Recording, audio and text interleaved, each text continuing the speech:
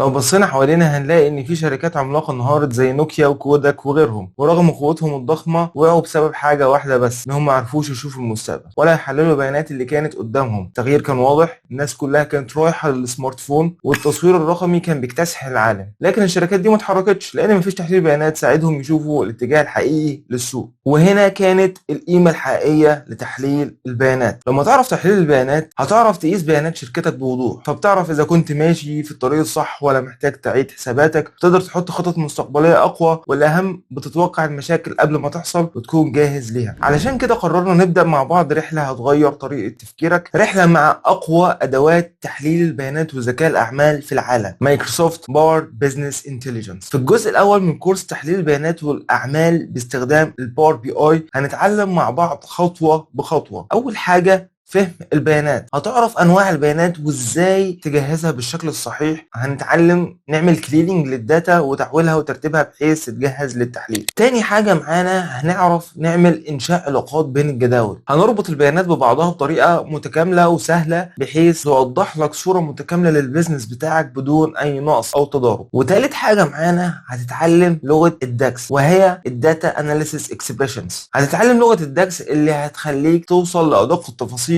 وتستخرج الانسايتس القويه اللي هتحتاجها في قراراتك. رابع حاجه معانا هتتعلم تصميم داشبورد احترافيه، هتتعلم تعمل دايناميك داشبورد احترافيه بشكل بصري يجذب الانتباه ويخلي اي مدير او مستثمر يفهم كل حاجه في ثواني. مين اللي لازم ياخد الكورس ده؟ اصحاب الشركات اللي عايزين ياخدوا قرارات صح مبنيه على ارقام مش احساس، المديرين اللي عايزين يقيسوا الاداء الحقيقي لفريقهم، الخريجين والباحثين عن وظيفه اللي عايزين مهاره مطلوبه بشده في سوق العمل. فدلوقتي لو حقيقي عايز تبدأ طريقك في تحليل البيانات بشكل احترافي، وعايز تمتلك مهارة تفتح لك أبواب سوق العمل، وعايز تتعلم أداة تستخدمها أكبر الشركات في العالم، ابدأ الرحلة معانا دلوقتي وخليك جزء من المستقبل مش واحد المستقبل هيسبقهم. قدم، اتعلم، وغير مسار شغلك وحياتك بالكامل. فيلا بينا نبدأ.